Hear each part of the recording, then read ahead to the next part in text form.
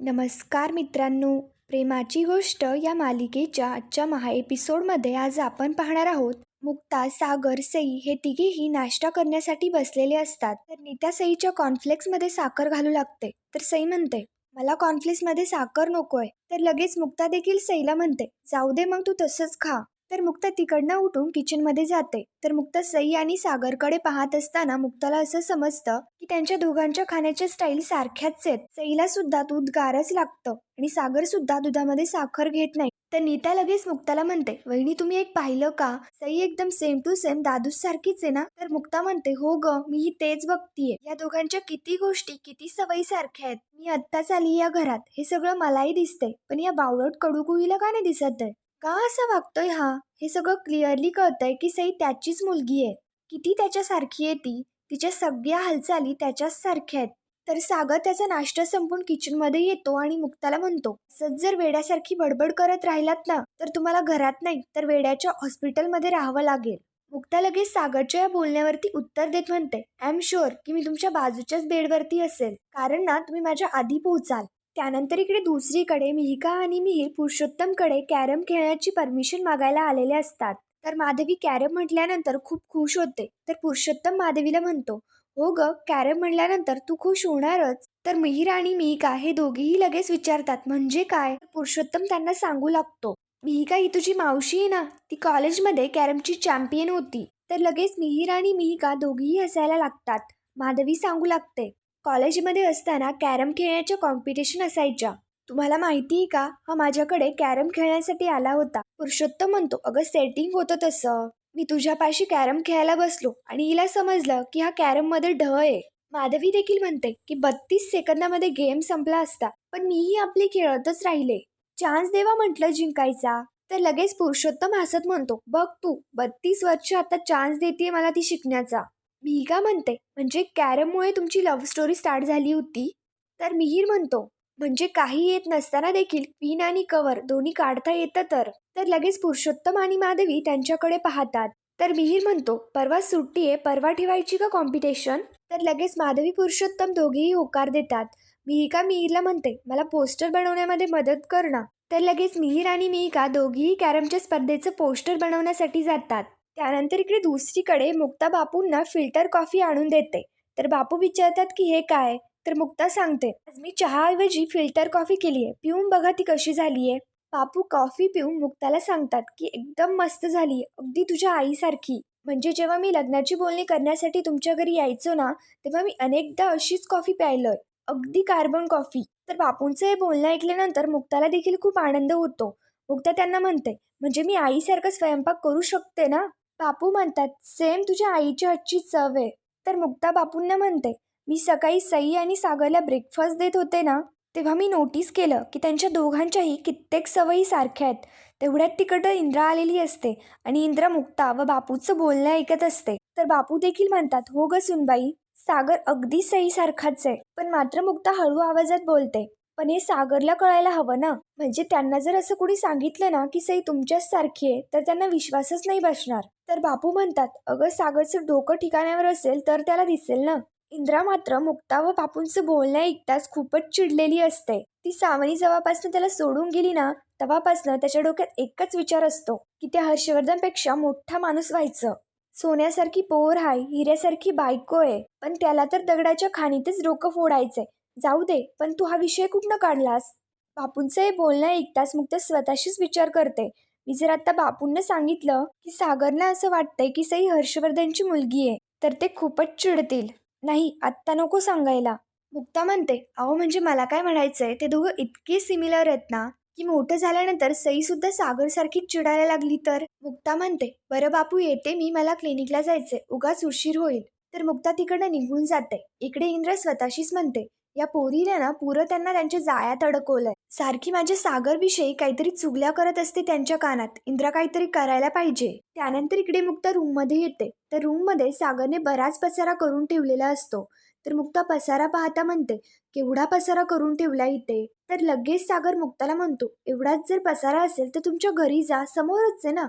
मुक्ता म्हणते एकतर चेहऱ्यावरची सूज कमी नाही झाली पण टोमणे मारायचे बंदच नाहीयेत. तर सागर लगेच तिकडनं फ्रेश होण्यासाठी बाथरूम मध्ये निघून जातो. तर मुक्ता पसारा आवरत आवरत स्वतःशीच म्हणत असते, याला हेही कळत नाहीये की हे आपलं बाळ आपलंच आहे म्हणून तिच्यापासून दूर पळून प्रॉब्लेम सुटणार आहेत का. यावरती काहीतरी उपाय तर शोधायलाच पाहिजे ना. तर मुक्ताला तेवढ्यात एका कंगव्यामध्ये सागरचे केस दिसतात. मुक्ता म्हणते आता मला मिळाला उपाय, डीएनए टेस्ट. आता मला या दोघांची सुद्धा डीएनए टेस्ट करावी लागेल. डीएनए टेस्टचा रिपोर्ट सगळ्यात मोठा पुरावा असेल. मग या कडू कोवळ्याला विश्वास ठेवावाच लागेल की सई त्याचीच मुलगी आहे. सईचं सॅम्पल मिळू शकेल पण या कडू कोळीचं काय करायचं. मुक्ताला सागरच्या केसचे सॅम्पल्स हवे असतात, त्यामुळे मुक्ता इकडे तिकडे सागरचे केस सापडत असते. तर मुक्ता त्याचा टॉवेल पाहते, सगळीकडे पाहते. तर मुक्ताला एकही केस न सापडल्यामुळे मुक्ता म्हणते, हा काय वापरतो केसांना, याचा एकही केस गळत नाही का. सागर फ्रेश होऊन आलेला असतो. तर मुक्ता सागरकडे पाहत असते. हे सगळं सागर पाहतो आणि मुक्तावरती ओरडत म्हणतो, काय बघताय तुम्ही, केस नाही बघितले का माझे कधी. सागर त्याचे केस विसरून बाहेर निघून जातो. तर मुक्ता लगेच त्याने केस विसरलेला कंगवा पाहू लागते. तर त्यात देखील केस नसतो. तेवढ्यात तिकडनं सागर येतो आणि तो मुक्ताला पाहतो. तर सागर लगेच मुक्ताकडे येत विचारतो की काय करताय तुम्ही हे. तर मुक्ता म्हणते, बघतीये तुमचा हा ब्रश. तर सागर मुक्तावरती ओढून तिकडनं निघून जातो. तर इकडे दुसरीकडे मिहिका आणि मिहीर दोघेही मिळून कॅरमच्या इन्व्हिटेशनसाठी पत्रिका तयार करत असतात. तर मिहिका मिहीरला म्हणते, मला आज कळलं की ताई चॅम्पियन कशी आहे कॅरममध्ये, मावशीमुळे. तर मिहीर म्हणतो, आमचा दादू सुद्धा असाच आहे, घरी कोणाला स्ट्रायकर सुद्धा पकडता येत नसेल पण हा चॅम्पियन आहे. मिहीर मिहिकाला सांगत असतो की आमचा दादूस राजा माणूस आहे, त्याने कोणावरती जर प्रेम केलं ना तर काही सुद्धा हरायला कमी नाही करणार तो. तर मिहिका देखील म्हणते, माझी ताई सुद्धा अशीच आहे, एखाद्यावरती जीव लावल्यानंतर जीव द्यायला सुद्धा तयार होईल. तर मीही लगेच म्हणतो, ते जगातले भारी कपल आहेत आणि या जगात अजूनही बरेचसे कपल आहेत की त्यांचे जर गैरसमज दूर झाले तर ते खूप भारी होतील. तर मिहिका लगेच आश्चर्याने मिहीरकडे पाहू लागते. इकडे दुसरीकडे सागरने त्याचे केस डस्टबिनमध्ये टाकून दिलेले असतात. हे सगळं मुक्ताने पाहिलेलं असल्यामुळे मुक्ता डस्टबिन पाशी येते आणि स्वतःशीच म्हणते, या कडू कोळीमुळे मला डस्टबिनमध्ये हात घालावा लागतोय पण मला सईसाठी हे करावंच लागेल. मुक्ता डस्टबिनमध्ये सागरने टाकलेले केस शोधत असते. तेवढ्यात तिथे इंद्रा येते. मुक्ताला केस सापडतो तर मुक्ता स्वतःशीच म्हणत असते, कन्फर्म हा त्या सागर कोळीचाच असेल.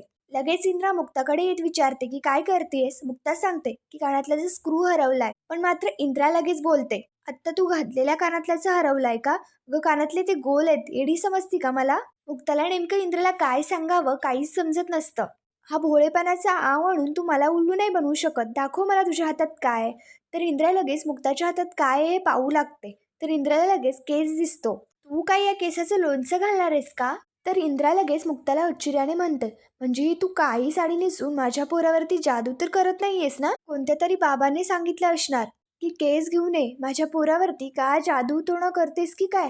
त्याचा सत्यानाश केल्यानंतरच शांती मिळणार की काय तुला. लगेच इंद्रा मुक्ताच्या हातातला केस घेते आणि डस्टबिनमध्ये टाकून देते. तर इंद्रा लगेच नीताला आवाज देऊन बोलवून घेत म्हणते, या खोलीचा दोनदा कचरा काढायचा, इथे एक केस सुद्धा दिसला नाही पाहिजे आणि आता त्या डस्टबिन मधला ना कचरा घेऊन जा. नीता लगेच डस्टबिन उचलते आणि तिकडनं घेऊन जाते. इंद्रा गेल्यानंतर मुक्ता स्वतःशीच म्हणते, कुठनं दुर्बुद्धी झाली आणि आज काळी साडी नेसले. त्यानंतर इकडे दुसरीकडे मिहीर कामासाठी सागरकडे आलेला असतो. तेवढ्यात लगेच त्यांच्याकडे लकी येतो आणि लकी म्हणतो, आपल्या बिल्डिंगमध्ये कॅरमची स्पर्धा आहे. सागर म्हणतो, मग मी काय करू. तर कोमल म्हणते, अरे दादूस ती विसरलास की काय, अरे तू कॅरम चॅम्पियन आहेस. लकी व कोमल दोघेही सागरला रिक्वेस्ट करत असतात की आपण कॅरम मध्ये पार्टिसिपेट करूयात, नाही आपण आपल्या फॅमिलीची एक टीम करूयात.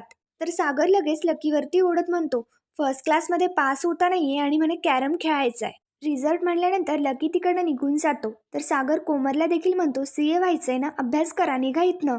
तर कोमलही लगेच तिकडनं निघून जाते. हे सगळं पाहता मिहीर स्वतःशीच म्हणतो, झालं आता सगळं फिसकटलं, सागरच जात नाहीये म्हणजे मिहिकाला काय तोंड दाखवू, आता नक्कीच काहीतरी करावं लागणार आहे. त्यानंतर इकडे रात्री सागर निश्चितपणे झोपलेला असतो.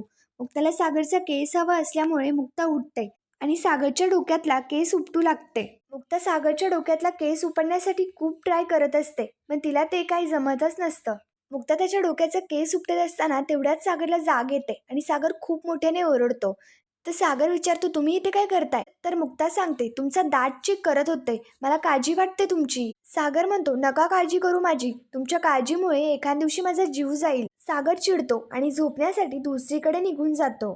त्यानंतर मुक्ता बेडवरचा पसारा आवरत असते. तेवढ्यात तिला समोर सागरचे केस दिसतात. तर मुक्ता खूपच आनंदात होते. मुक्ता स्वतःशीच म्हणते, मला खरंच सागर कोळीचे केस मिळाले. केस सापडल्यामुळे मुक्ताला खूपच आनंद झालेला असतो. मुक्ता सागरच्या केसचे सॅम्पल घेते. आता मी हे प्रूव्ह करूनच दाखवेल की सई तुमची मुलगी आहे.